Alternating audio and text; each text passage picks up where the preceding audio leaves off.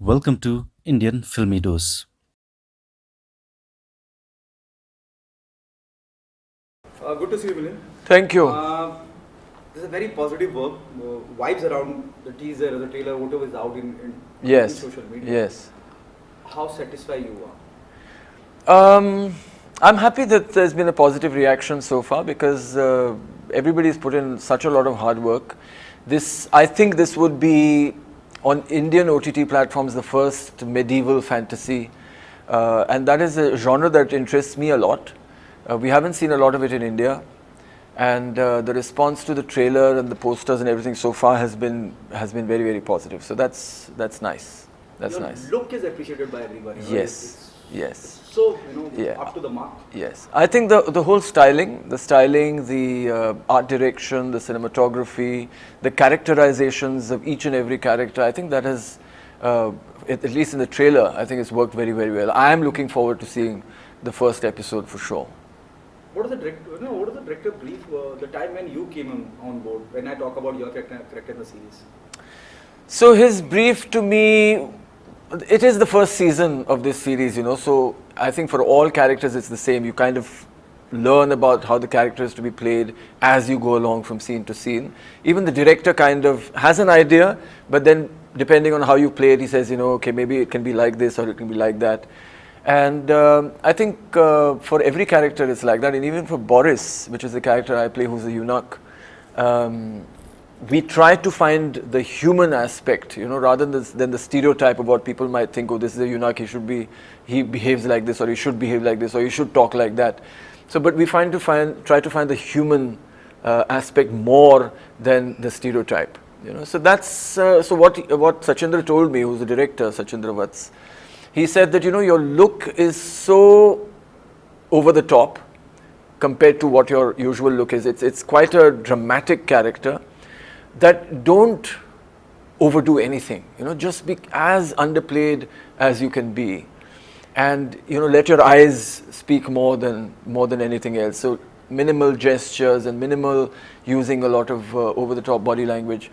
So that's what we did when we played any of the scenes. And of course, when there was an emotional scene, there you don't really need to do anything, because it's the emotions that really take over. The emotions are the focal point of the scene. So I would say that it's a complex process, but I think when people work together, which we did, so Sachindra Vats and I were quite in tune with what we wanted from the character in every scene, then it becomes a lot of fun and very satisfying. I'm really looking forward to seeing what it looks like on the screen. Something out of the box, but the question is asking you. Yeah. We have seen your journey in the industry, and you are the one who started this trend, who think out of the box from the initial days to till current scenario. Is it an intentional effort to do everything which you does on real life or real life? Yes, so it has been a part of my real life as well to do unconventional things, explore things that surprise me, things that I haven't seen being done before or commonly done. And as an actor also, for an actor, actually this is what all actors want. They want to play a new role every single time. But what happens is that directors sometimes, or producers sometimes, or the market or the industry or whatever you want to call it, it stereotypes, you typecast, you're saying, oh, this character was accepted by the audience, this character was loved by the audience, let's repeat this character. So it's sometimes something that is thrust upon an actor. And actors sometimes succumb to it, saying, oh, the audience loved me, let me play it again. And some actors just, their entire lives, and that is unfortunate, end up playing the same character, sometimes with the same name, over and over and over again. But for me, and I think for a lot of actors, it's not satisfying to do that. And for me, it's not a question of taking a risk or anything like that, because it's not a career for me, and I'm not come here to make a name for myself. I've come here to enjoy acting, So I do a little bit. I do maybe 100 days a year. I choose whatever, series or television or films or whatever I want to be a part of. And I do focus on that I shouldn't feel that I have done this before. And with this character, Boris, of course, is nothing close to anything that I've ever done. So it was really, some of the scenes were, you can't imagine any other character playing a scene like that. So it was very satisfying for me. And I've always tried to do that in real life as well. And that has kind of translated also into my journey as an actor. I mean, right from the beginning, I mean, a lot of people don't know that even when I became a model, which was in 1989, I also started my first company, which was an event management company. And I'm still an event manager, and I still manage a lot of events across the country. So I try to do, I have two separate lives anyway. One is away from the screen and one is on the screen. And they're both very, very separate. And in both I try to do as many different things as I can. You know, it also reminds me, as you said just right now, it also reminds me on your 50th birthday. Yes. And your walk Yeah. on the beach. Yes. Oh, yes. What would Yes, you say about of that? course. You Well, see, right from, I would say, modeling itself, you know, it's not that I wanted to be a model, because at the time I became a model, I didn't even know modeling was a profession. Of course, I had seen hoardings, and at that time I remember I would have seen Karan Kapoor, and I would have seen even Jackie Shroff or Kabir Bedi on hoardings. But the kind of background that I have, which is very academic, all four of my grandparents were doctors, my father was a scientist, my mother taught biochemistry. There was no connection with the media or glamour or anything like that. So when somebody offered me a job, I had actually said no. That I was very shy, I didn't want to be photographed, and I said no, but then they offered money, and they said, you know, we're going to pay you a lot of money, and it was a lot of money, and I said yes. And I did that first campaign, and then it was just, I said, oh, this is interesting, let's do it, and I continued like that. People remember Made in India, which was one of India's first music videos, and I was in that, and it became very popular. But even when I was doing that, I was like, this can be much better, and that is man. I told Ken Ghosh also, this is so tacky, who was the director, and for him also it was the first time. And I told Alisha as well, but it became so popular. So I have never, even though I thought it may not work, I have never refused anything. And even when I was a model, I used to wear the clothes that probably most models would refuse to wear. You know, and designers would say, okay, we know who's going to wear this, Milind is going to wear this. You know, so that is something that has been a part of my journey all throughout. So I'm also quite spontaneous, you know, in all the decisions that I have taken, even professionally, even personally, I'm quite spontaneous. I have an understanding of myself, at least, that I think that this is something that I would like to do. And this is something that I'm really comfortable with. Not only comfortable with, I'm going to enjoy it. I have an understanding of that. So to me, there's no risk. I'm going to enjoy it is the objective, right? So even when it came to this image that you're talking about, me running on the beach on my birthday, it was a spontaneous thing. I had done it many times before in many parts of the world, including India, and I posted it on social media. I've done it professionally. It's been on the cover of newspapers, nude pictures. A very famous ad I did in 1995, which was a Tough Shoes ad. So it's nothing new. It's not that I expected people to respond in a particular way. I said, it's a nice picture. I like the picture very much. My wife shot the picture. My mother loved the picture, you know, and I think most people liked the picture. Now, of course, in society, and in every society, not just in India, we have people who like certain things and people who don't like certain things. And there are many people and many cultures and many ideas and many opinions all over the world. Everybody has their own opinion. So you have to do what you want to do. You have to do what you believe in. You have to do what you think is going to give you joy. You know, you can't really stop yourself by thinking, oh, what are people going to say? A lot of actors stop themselves from playing roles because they think that their audience won't accept them. You know, so I don't live like that. In fact, when I first put up a picture of Boris, which was a behind-the-scenes photograph, it was just my eyes and my nose. So you could see the nose ring, and you could see my eyes, which had the kajal, and my face was almost covered with gulal, you know. And a lot of people said, "Ye kya hai? Where? This is not you." So I'm saying, of course, it's not me; it's a character. But I didn't say that. But this is the thing that people have, you know. They love certain things, they like certain things, they want things to be a certain way, and when it's not, they get a little upset. And they said, we like you as this macho, masculine guy, and we don't like you with this long hair and this bindi, and what is this? But, that's not my problem. So I have to do what I want to do. And so I'm very happy with playing Boris in Paurashpur. And so far, then people started to like it when more trailers came out, when there was a little bit of the action, a little bit of the scenes, then they saw it. And then I think 99% of the comments that I get today, in fact, one trailer was released yesterday, were like, this is absolutely fantastic. So it's good. Till now, I really hope that I like the first episode, and I really hope that everybody else does too. It means you're saying you're not here to please anyone.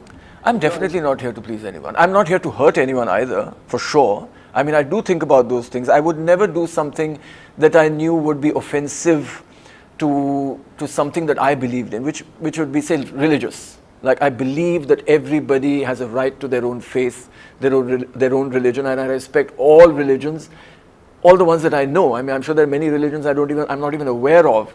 But if I thought that this would be offensive to any religion, I would not do it. Even sentiment, any kind of sentiment, because there's no need. But when it comes to what I want to do, which is not hurting anybody, is just myself, my own life, then I like to ensure that I can do that. Because if we can't live our lives the way we want, then what do we have?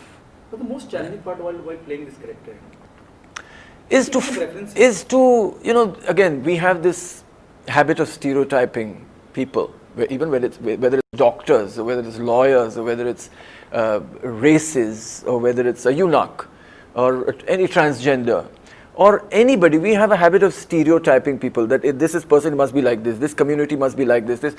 So for an actor, I would say that the challenge is to find that basic humanness that speaks to everybody.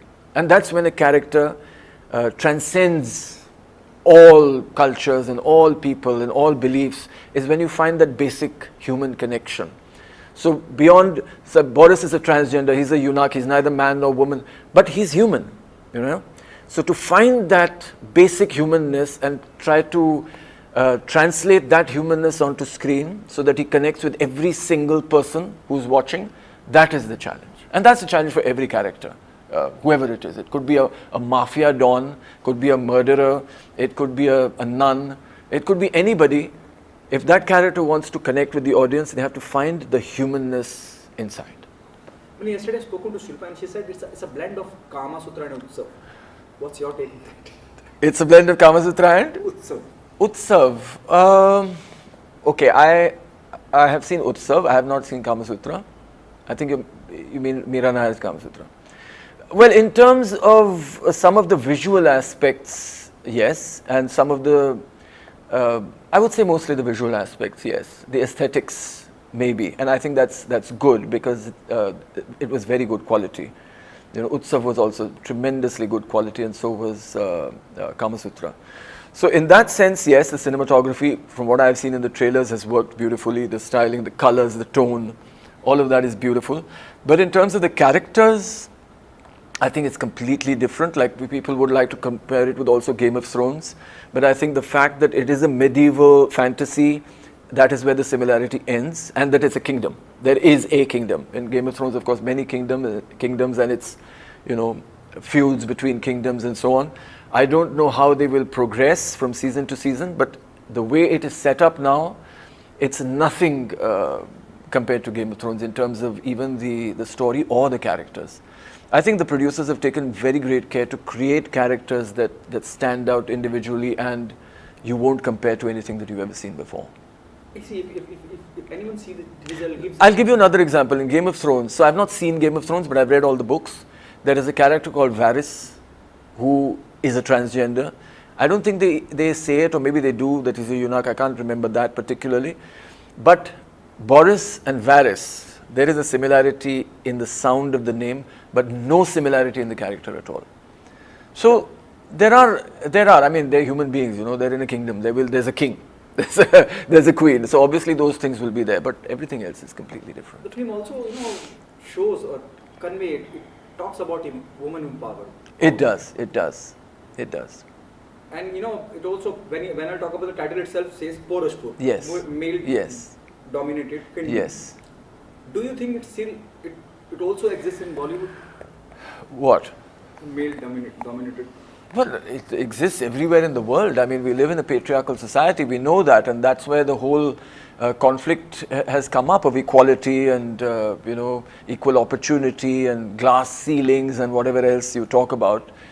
We live in a patriarchal society, and we need to have equal opportunities for women, and women need to find their voice, and we need to help women find their voice. All those things are true. And the interesting thing is that it was true 1,000 years ago, it was true 5,000 years ago, and it's true even today. So that is an interesting thing to see, that again at the human level and at the social level, how much have we changed? Not much. We still believe in the same things, even though technology has changed so much, our lifestyles have changed so much, but our values, our beliefs, our thoughts, how much has it changed? So to see when a person is in a position of power, or a person who is in great difficulty, what is the journey they choose? What is the choice? What are the choices they make? How much has that changed? And what do they base their choices on? What are their needs? What are their dreams? What are their ambitions? How much of that has changed? How much of the human story has changed? So it's interesting to see that in a setting like this. You have a working experience with Anuji. He's fantastic. Anu Kapoor, I've been a big fan. Again, he's like a chameleon. He and there are other actors in India as well who have been able to really explore playing different characters. He's always a surprise to see Anu Kapoor in any film, in anything that he does. He's always doing something different. And that is a dream life for an actor. I mean, he's done great stuff on the radio, he's done great stuff on theatre and television and movies, and in everywhere that he has been, he's done great stuff. And I think that is a decision. It's a decision for an actor. And sometimes when you get too popular, you might get too caught up in that. But he got popular maybe as a character actor, and that's great for an actor, because as a character actor, you are able to play whatever character you want. You're not caught up in the fact that people want to see me like this, so I can't do anything else. And some of our best actors, because they're so popular, get caught up in that, which is a little sad.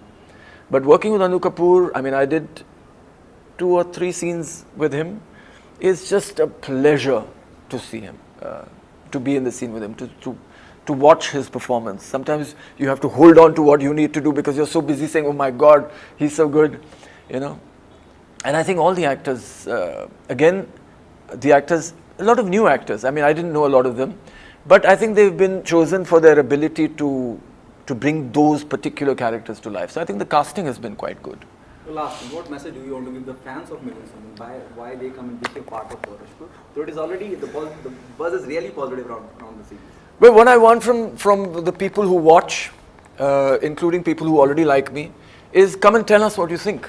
It always helps, and especially for an OTT platform where there is so much freedom on choosing how you want to go ahead with the story, and that a lot of that depends on the response from the audience, which characters they like, which storyline they like. Sometimes when a character is really loved, the producers will kill that character. I mean, we've seen that in Game of Thrones, and especially on OTT platforms.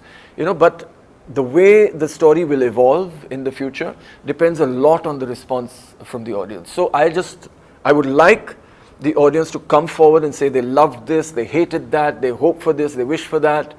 That would be the best return that we can hope for. It means you are hinting the possibility of a sequel. Well, it has to have a sequel. I mean, this is season 1. There has to be a season 2. Thank you so much. Yeah.